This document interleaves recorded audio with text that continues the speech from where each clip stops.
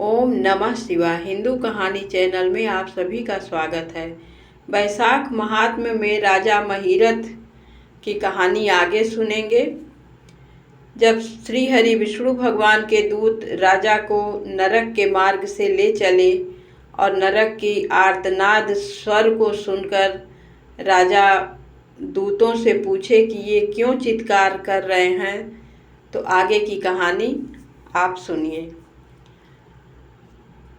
राजेंद्र, तुमने वैशाख मास में प्रातः स्नान किया है, उसकी विधि का पालन करने से तुम्हारा शरीर पावन बन गया है। उससे छूकर बहने वाली वायु का स्पर्श पाकर ये क्षण भर के लिए सुखी हो गए हैं। तुम्हारे तेज से इन्हें बड़ी तृप्ति मिल रही है। इसी से अब ये नरकवर्ती जीव कराहना छोड़कर चुप हो गए हैं। पुण्यवानों का नाम भी यदि सुना या उच्चारण किया जाए तो वह सब सुख का साधक होता है तथा उसे छूकर चलने वाली वायु भी शरीर में लगने पर बड़ा सुख देती हैं। यमराज कहते हैं, करुणा के सागर राजा महिरथ अद्भुत कर्म करने वाले भगवान श्री विष्णु के दूतों की उपर्युक्त बात सुनकर द्रवित हो उठे। निश्चय ही साधु पुरुषों का हृदय मक्खन के समान होता है। जैसे नवनीत आग की आंच पाकर पिघल जाता है, उसी प्रकार साधु पुरुषों का हृदय भी दूसरों के संताप से संतप्त होकर द्रवित हो उठता है। उस समय राजा ने दूतों से कहा। राजा बोले, इन्हें देखकर मुझे बड़ी व्यथा हो रही है। मैं इन व्यथित प्राणियों को छोड़कर जाना नहीं चाहता। मेरी समझ में सबसे बड़ा पापी वही है जो समर्थ होते हुए भी वेदनाग्रस्त जीवों का शोक दूर न कर सके। यदि मेरे शरीर को छूकर बहने वाली वायु के स्पर्श से ये जीव सुखी हुए हैं, तो आप लोग मुझे उसी स्थान पर ले चलिए, क्योंकि वो चंदन वृक्ष की भांति दूसरों के ताप दूर करके उन्हें आह्लादित करते हैं तथा जो परोपकार के लिए स्वयं कष्ट उठाते हैं वे ही पुण्यात्मा हैं। संसार में वे ही संत हैं जो दूसरों के दुखों का नाश करते हैं तथा पीड़ित जीवों की पीड़ा दूर करने के लिए जिन्होंने अपने प्राणों को तिनके के समान निछावर कर दिया है। जो मनुष्य सदा दूसरों की भलाई के लिए उद्यत रहते हैं, उन्होंने ही इस पृथ्वी को धारण कर रखा है। जहाँ सदा अपने मन को ही सुख मिलता है, वह स्वर्ग भी नरक के ही समान है। अतः साधु पुरुष सदा दूसरों के सुख से ही सुखी होते हैं। यहाँ नरक में गिरना अच्छा, प्राणों से वियोग हो जाना भी अच्छा, किंतु पीड़ित जीवों की पीड़ा दूर किए बिना एक क्षण भी सुख भोगना अच्छा नहीं है। दूत बोले, राजन, पापी पुरुष अपने कर्मों का ही फल भोगते हुए भयंकर नरक में पकाए जाते हैं। जिन्होंने दान, होम अथवा पुण्य तीर्थ में स्नान नहीं किया है, मनुष्यों का उपकार तथा कोई उत्तम पुण्य नहीं किया है, वे ही परलोक में आने पर घोर नरकों में पकाए जाते हैं। जिनका शील स्वभाव दूषित है, जो दुराचारी व्यवहार में निंदित, दूसरों की बुराई करने वाले एवं पापी हैं, वे ही नरकों में पड़ते हैं। जो पापी अपने मर्म भेदी वचनों से दूसरों का हृदय विदीर्ण कर डालते हैं तथा जो पराई स्त्रियों के साथ विहार करते हैं, वे नरकों में पकाए जाते हैं। महाभाग भूपाल, आओ अब भगवान के धाम को चले। तुम पुण्यवान हो, अतः अब तुम्हारा यहाँ ठहरना उचित नहीं है। राजा ने कहा, विष्णुदूतगण, यदि मैं पुण्यात्मा हूँ तो इस महाभयंकर यातना मार्ग में कैसे लाया गया? मैंने कौन सा पाप किया है तथा किस पुण्य के प्रभाव से मैं विष्णु धाम को जाऊँगा? आप लोग मेरे इस संशय का निवारण करें। दूत बोले, राजन, तुम्हारा मन काम के अधीन हो रहा था, इसलिए तुमने कोई पुण्य यज्ञानुष्ठान अथवा यज्ञ वशिष्ठ अन्न का भोजन नहीं किया है, इसलिए तुम्हें इस मार्ग से लाया गया है। किंतु लगातार 3 वर्षों तक तुमने अपने गुरु की प्रेरणा से वैशाख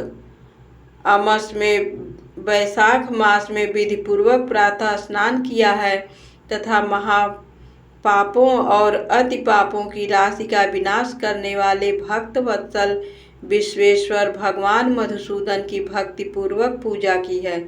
यह सब पुण्यों का सार है। केवल इस एक ही पुण्य से तुम देवताओं द्वारा पूजित होकर श्री विष्णु धाम को ले जाए जा रहे हो। नरेश्वर, जैसे एक ही चिंगारी पड़ जाने से तिनकों की राशि भस्म हो जाती है, उसी प्रकार वैशाख में प्रातः स्नान करने से पाप राशि का विनाश हो जाता है। जो वैशाख में शास्त्रोक्त नियमों से युक्त होकर स्नान करता है, वह हरिभक्त पुरुष अति पापों के समूह से छुटकारा पाकर विष्णु पद को प्राप्त होता है।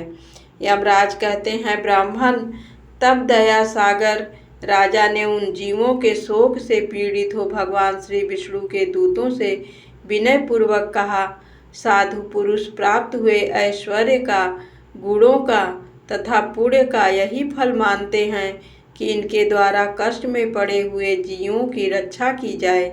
यदि मेरा कुछ पुण्य है तो उसी के प्रभाव से ये नरक में पड़े हुए जीव निष्पाप होकर स्वर्ग को चले जाएं और मैं इनकी जगह नरक में निवास करूंगा। राजा के ऐसे वचन सुनकर श्री विष्णु के मनोहर दूत उनके सत्य और उदारता पर विचार करते हुए इस प्रकार बोले, राजन, इस दया रूप धर्म के अनुष्ठान से तुम्हारे संचित धर्म की विशेष वृद्धि हुई है। तुमने वैशाख मास में जो स्नान, दान, जप, होम, तप तथा देव पूजन आदि कर्म किए हैं, वे अक्षय फल देने वाले हो गए हैं। जो वैशाख मास में स्नान दान करके भगवान का पूजन करता है, वह सब कामनाओं को प्राप्त होकर श्री विष्णु धाम को जाता है। एक ओर तप, दान और यज्ञ आदि की शुभ क्रियाएं और एक ओर विधि पूर्वक आचरण में लाया हुआ वैशाख मास का व्रत हो, तो यह वैशाख मास ही महान है। राजन, वैशाख मास के एक दिन का भी जो पुण्य है, वह तुम्हारे लिए सब दानों से बढ़कर है। दया के समान धर्म, दया के समान तप, दया के समान दान और दया के समान कोई मित्र नहीं है।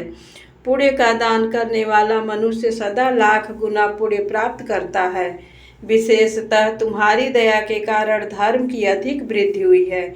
जो मनुष्य दुखित प्राणियों का दुख से उद्धार करता है, वही संसार में पुण्यात्मा है। उसे भगवान नारायण के अंश से उत्पन्न समझना चाहिए। वीर, वैशाख मास की पूर्णिमा को तीर्थ में जाकर जो तुमने सब पापों का नाश करने वाला स्नान, दान आदि पुण्य किया है, उसे विधिवत भगवान श्री हरि को साक्षी बनाकर 3 बार प्रतिज्ञा करके इन पापियों के लिए दान कर दो, जिससे ये नरक से निकलकर स्वर्ग को चले जाएं। हमारा तो ऐसा विश्वास है कि पीड़ित जंतुओं को शांति प्रदान करने से जो आनंद मिलता है, उसे मनुष्य स्वर्ग और मोक्ष में भी नहीं पा सकता। सौम्य, तुम्हारी बुद्धि दया एवं दान में दृढ़ है। इसे देखकर हम लोगों को भी उत्साह होता है। राजन, यदि तुम्हें अच्छा जान पड़े तो अब बिना विलंब किए इन्हें वह पुण्य प्रदान करो जो नरक यातना के दुख को दग्ध करने वाला है। विष्णु दूतों के ऐसा कहने पर दयालु राजा महिरथ ने भगवान गदाधर को साक्षी बनाकर 3 बार प्रतिज्ञा पूर्वक संकल्प करके उन पापियों के लिए अपना पुण्य अर्पण किया। वैशाख मास के एक दिन के ही पुण्य का दान करने पर वे सभी जीव यम यातना के दुख से मुक्त हो गए। फिर अत्यंत हर्ष में भरकर वे श्रेष्ठ विमान पर आरूढ़ हुए और राजा की प्रशंसा करते हुए उन्हें प्रणाम करके स्वर्ग को चले गए। इस दान से राजा को विशेष पुण्य की प्राप्ति हुई। मुनियों और देवताओं का समुदाय उनकी स्तुति करने लगा तथा वे जगदीश्वर श्री विष्णु के पार्षदों द्वारा अभिवंदित होकर उस परम पद को प्राप्त हुए जो बड़े बड़े योगियों के लिए भी दुर्लभ है। द्विज श्रेष्ठ, यह वैशाख मास और पूर्णिमा का कुछ महात्म्य यहाँ थोड़े में बतलाया। यह धन, यश, आयु तथा परम कल्याण प्रदान करने वाला है। इतना ही नहीं, इससे स्वर्ग तथा लक्ष्मी की भी प्राप्ति होती है। यह प्रशंसनीय महात्म्य अंतःकरण को शुद्ध करने वाला और पापों को धो डालने वाला है।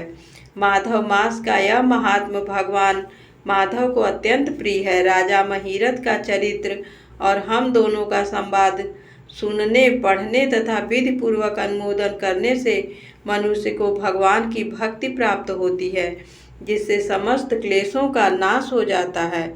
सूत जी कहते हैं, धर्मराज की यह बात सुनकर वह ब्राह्मण उन्हें प्रणाम करके चला गया। उसने भूतल पर प्रतिवर्ष स्वयं तो वैशाख स्नान की विधि का पालन किया ही, दूसरों से भी कराया। यह ब्राह्मण और यम का संवाद मैंने आप लोगों से वैशाख मास के पुण्यमय स्नान के प्रसंग में सुनाया है। जो एकाग्र चित्त होकर वैशाख मास के महात्म का श्रवण करता है, वह सब पापों से मुक्त होकर श्री विष्णु के परम पद को प्राप्त होता है। ओम नमो भगवते वासुदेवाय।